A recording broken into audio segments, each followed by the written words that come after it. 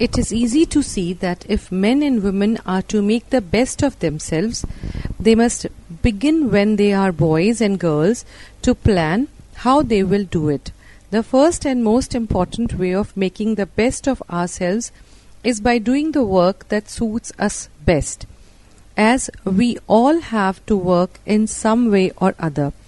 It is of great importance that we should work at what we can do well. Question. What is the duty of men and women? B. What are the interests people should place above all others? C.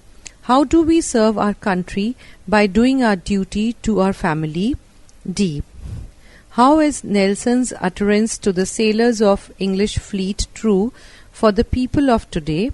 E. When should men and women begin planning to make the best of themselves, and how? 59. How, you will ask, can being big steps forward be taken? Can they be achieved by violent words and revolutions?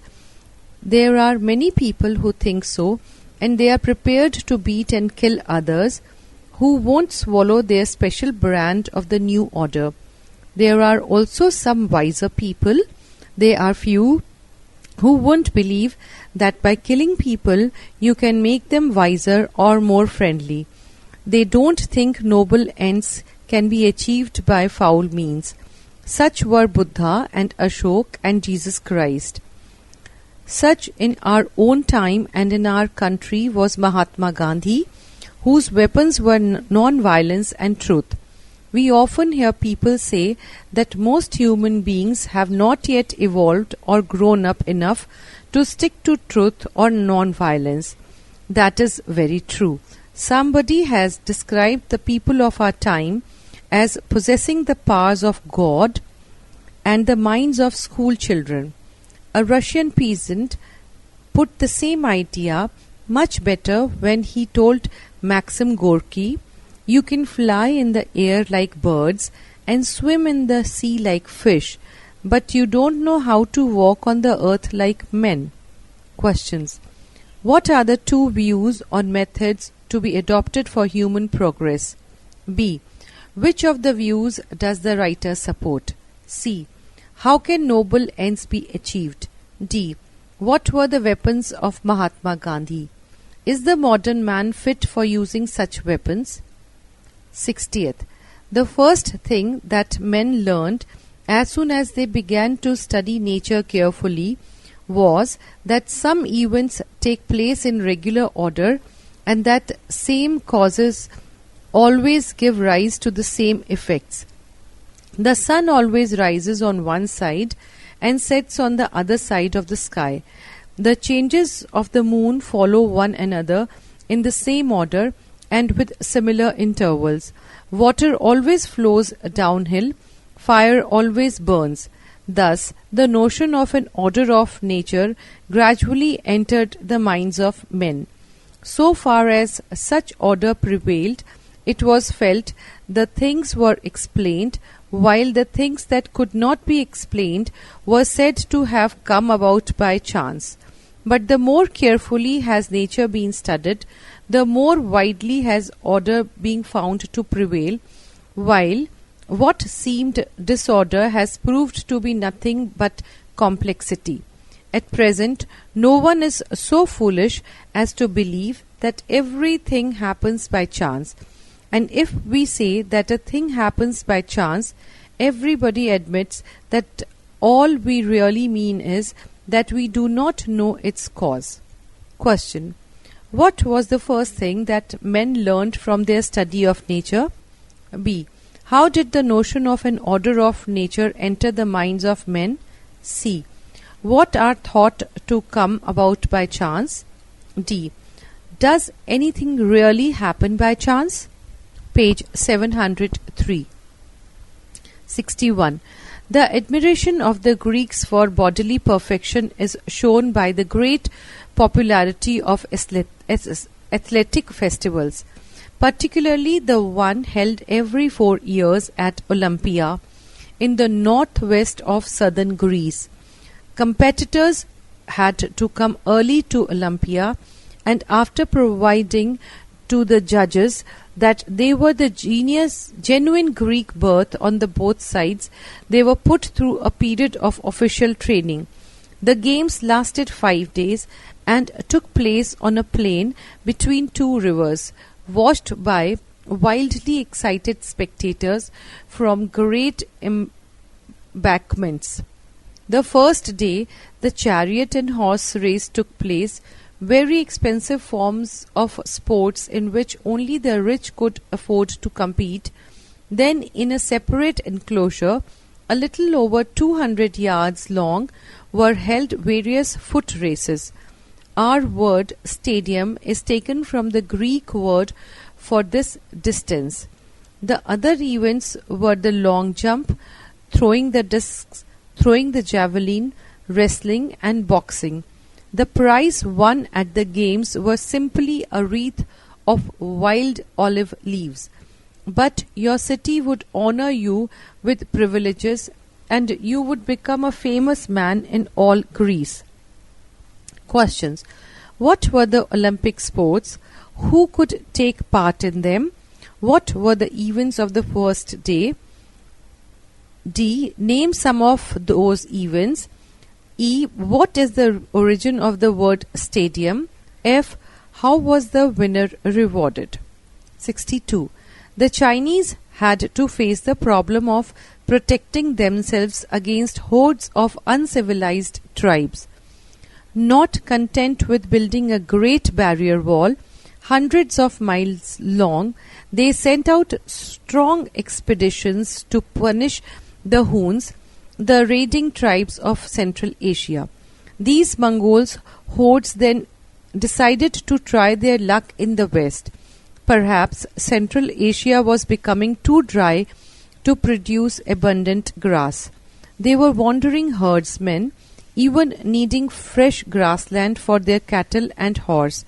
Their women and young children travelled in wagons drawn by several pairs of oxen. The men and boys rode ponies and hardly ever got down. When they found good grass, they would settle down for a time and live in a large tents. When they had to finish fresh pastures, they would ride great distances, getting down only to sleep, eating now and then a mouthful of cheese or a stripe of raw meat. They were short, thick, scent men with broad shoulders and curved legs. Their heads were big and ugly, with small slanting eyes, very flat noses and huge mouths. Their voices were shrill and savage. In peace, their ways were kindly, if rough. But in the excitement of battle, a mad lust for blood and destruction possessed them. Questions. Who were the Huns? B. Describe their appearance. C. What were their habit and nature? D. Why did they move towards the west? E. How did the Chinese get rid of them? 63. Another thing that Miraben expressed was that coming from the east, she finds the social setup in Britain very cold. Young folks set up for themselves and let their parents look after themselves separately. In this way, children are deprived of their grandparents and other relatives. Now in India, she said, we have what is called a joint family, and there the young children grow up with respect for their grandparents and therefore also for their parents. And the old people live in an atmosphere of mellow happiness because the young people are there. Here it seems also different, so cold. Here each of himself seems to be the plan and the state to carry all the burden. The state is to look after the sick. It is just spoon feeding of material services, then spoon feeding of ideas. Thus, people are becoming all of a type. It seemed to me that the modern mechanized welfare state is really a deadly danger to human progress. Man has got to assert himself, to refine his self-expression and his independence. Questions. How does the family system in England differ from that in India?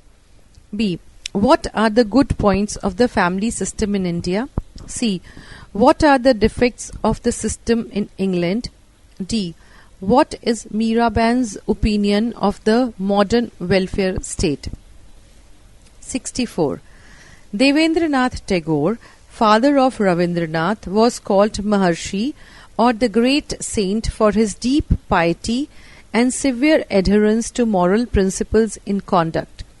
After 5 years before the birth of the poet, the Maharshi had left all his earthly pursuits and after wandering about from place to place, had decided on settling on the Simla hills where he could immerse himself in religious contemplation, far off from worldly cares and temptations.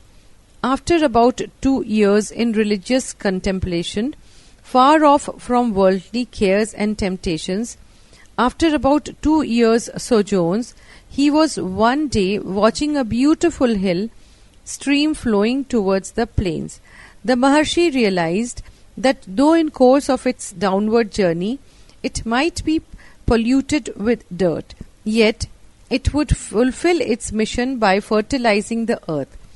There is the movement of the stream. The Maharshi saw the idea of life too. The deliverance that might come through rejection of worldly life appeared to be sheer vanity.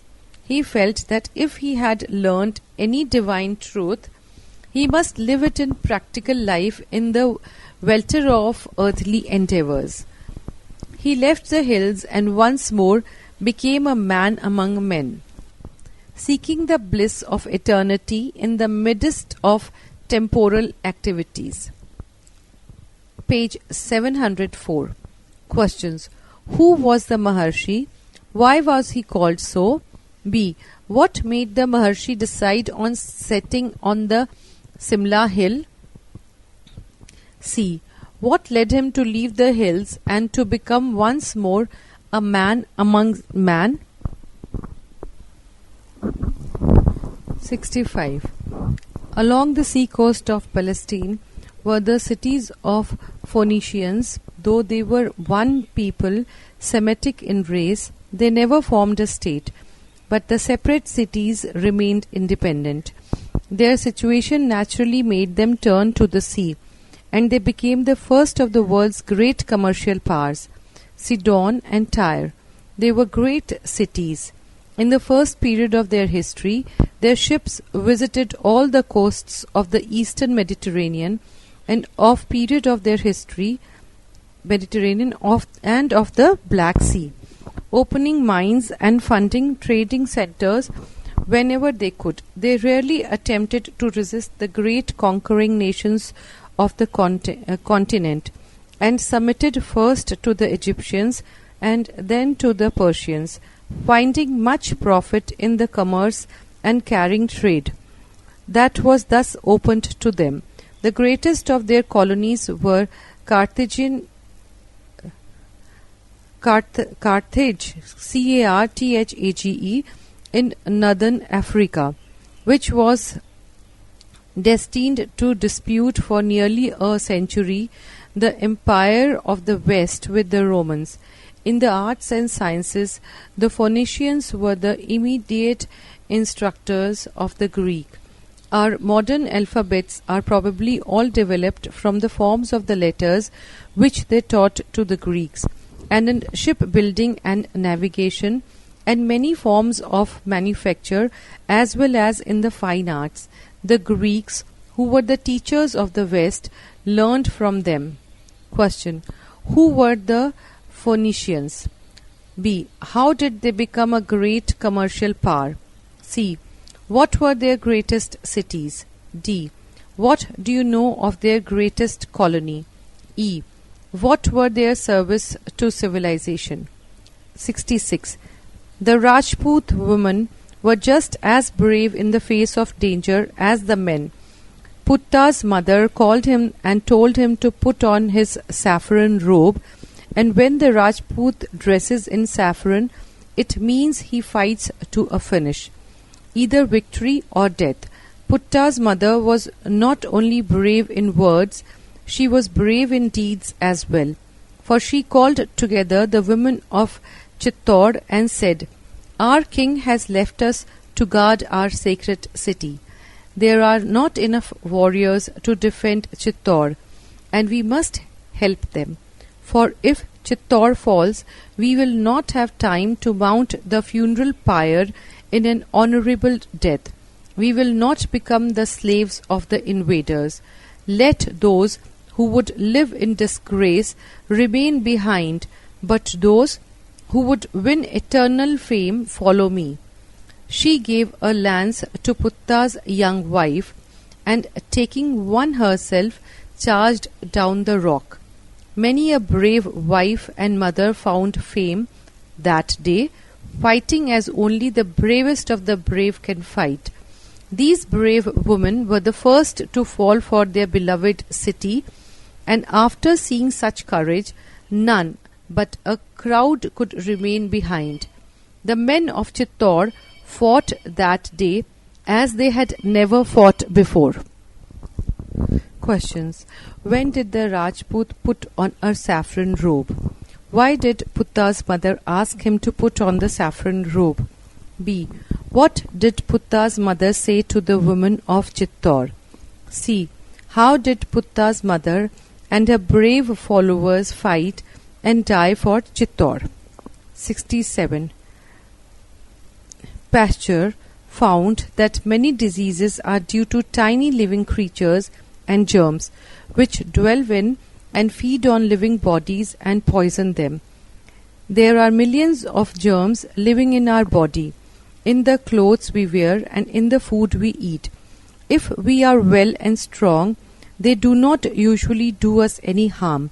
But if we are tired or run down, the germs can attack us and make us ill. In particular, if we cut ourselves, the germs can make their way into the cut and poison us. Now, Pasteur's discovery was important because it taught doctors that one of the best ways of curing disease was to find out the nature of the attacking germs that caused the disease, and then to kill them or help the body to kill them. Even more important, it taught them to be clean. When a surgeon operates today, he takes immense trouble to wash his hands and the instruments he is going to use. And not only he washes them, but also boils them. This is called sterilizing them. And the object is to kill the germs with which the instruments are infected. For dirt of any kind is a great germ carrier. Question. What did Pasteur discover about the causes of many diseases? B. What makes the body an easy prey to such diseases? C. What is the importance of Pasteur's discovery in the prevention and treatment of infectious diseases? D. How had it helped surgery? 68. I, in brackets, Netaji Subhash, was barely 15 when Vivekananda entered my life. Then there followed a revolution within, and everything was turned upside down. Many of the questions which stirred my mind found in him a satisfactory solution. I had previously thought of studying philosophy. Now I thought of the path which Vivekananda had indicated. From him I gradually turned to his master, Ramakrishna Paramahansa. Vivekananda had made speeches, written letters and published books which were available to the layman. But Ramakrishna, who was almost illiterate, had done nothing of the kind. Nevertheless, there were books or diaries published by his disciples which gave the essence of his teachings as learnt from conversations with him. The most valuable element in these books was his practical direction regarding character building in general and spiritual uplift in particular. There was nothing new in his teaching. The Upanishads, having taught thousands of years ago that through abandonment of worldly desires alone can immortal life be attained. The effectiveness of Ramakrishna's appeal lay, however, in the fact that he had practiced what he preached, and that according to his disciples he had reached the highest point of spiritual progress. Page 705. Question A. How did Vivekananda influence Subhash Chandra? B. What was the difference between Vivekananda and his master Ramakrishna? C. What is the essence of his teaching? D. Why is his teaching so effective? 69. What is there to glory about the ancient Indians? Where lies the depth and sublimity in their epics? It lies in the rock-like truthfulness of Yudhishthir and the sacrifice of Rama to save his father from an untrue or broken promise. It is truthfulness primarily that had made her people great in ancient history. What is there in truthfulness that makes it so powerful? It is because truthfulness alone gives dependability and trustworthiness to a man's character. You cannot trust a liar with such a little thing as the key of your house. How can you then trust him with the management of a society or state?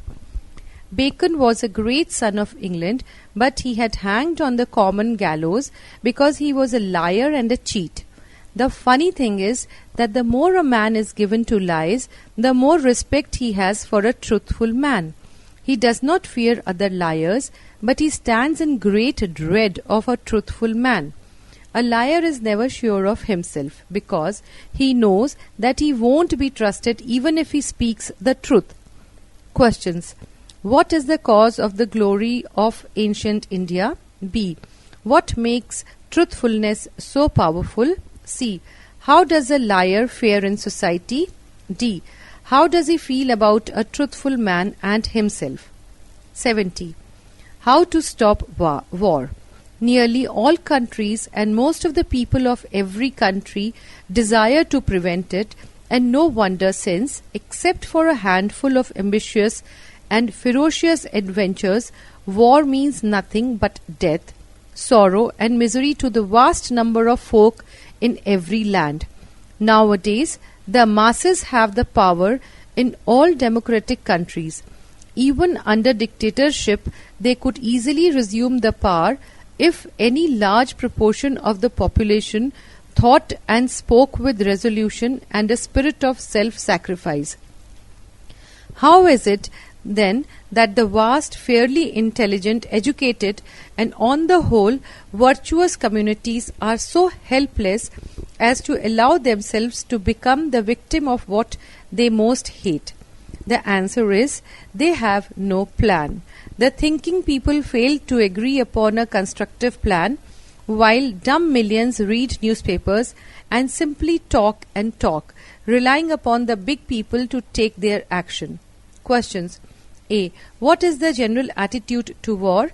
B. Why is it an evil? C. Why can it not be prevented? 71. Self-reliance is the pilgrim's best staff, the worker's best tool. It is the master key that unlocks all the difficulties of life. Help yourself and heaven will help you is a maxim which receives daily confirmation. Help from within always strengthens, but help from without invariably weakens the recipient. The habit of depending on others tends to weaken the intellectual faculties and paralyze the judgment. The struggle against adverse circumstance has, on the contrary, a strengthening effect, like that of the pure mountain air on an enfeebled frame. This is a lesson which is not taught in the schools nowadays. The vice of the modern system of education is that it lays down too many royal roads to knowledge. The difficulties which formerly compelled the student to think and labor for himself are now most carefully removed. The race of thorough and complete scholars is dying out. Our young men are equipped to such an extent with manuals that explain everything and guide that go everywhere, that they find no occasion for thought. Why take any trouble at all when so many are willing to relieve you of it? Page 706. Questions. Why should we be self-reliant? B. What are the self-effects of dependence on others? C. What is the vice of the modern system of education? D. Why is the race of thorough scholars dying out? 72. The Egyptians have taught us many things. They were excellent farmers. They knew all about irrigation. They built temples and invented a calendar which was survived with a few changes until today. But most important of all, the Egyptians learnt how to preserve speech by inventing the art of writing. In Egypt, a kind river did the work of 1,000,000 men and made it possible to feed the huge population of the first large cities of the world, while man of the prehistoric age had been obliged to spend 16 hours out of every 24 gathering food. The inhabitants of the Egyptian city found himself possessed of certain leisure. So the Egyptian began to speculate upon many strange problems before him. Where did the stars come from? Who made the river Nile rise with such regularity? Who was he himself, a strange little creature, surrounded on all sides by death and sickness, and yet happy and full of laughter? He asked these many questions, and certain people stepped forward to answer these inquiries to the best of their ability. The Egyptian called them priests, and they became guardians of his thoughts and gained great respect in the community. They were highly learned men, entrusted with the sacred task of keeping the written records. Questions. A. What did the Egyptians teach us? What was the most important of all their inventions? B. How did the Egyptians get leisure? What were the problems they faced in their leisure? C. Who were the priests? What was their sacred task? 73rd. The distinctive quality of Akbar was his openness of mind. He set himself to make every sort of able man in India, whatever his race or religion, available for the public work of Indian life. His empire was to be neither a Muslim or Mongol, nor was it to be Rajput or Aryan or Dravidian or Hindu or high or low caste. It was to be Indian. He enjoyed many opportunities of noting the good qualities of the Hindu princes. He noted that these men and men who thought like them constitute the vast majority of his subjects. He noted further that though they had much to gain from a worldly point of view by embracing the religion of the court, they held fast to their own. His reflective mind, therefore, was unwilling from the outset to accept the theory that because he, the conqueror, the ruler, happened to be born a Mohammedan, therefore Mohammedanism was true for all mankind. Gradually, his thoughts found words in the utterance, "Why should I claim to guide men before I myself am guided?" And as he listened to other doctrines and other creeds, his honest doubts became confirmed, and he became more and more wedded to the principle of toleration for all. Questions. What was the object Akbar set himself to? B. What did he note among his Hindu subjects? C. How did this affect his mind? D. What led him to the principle of toleration for all?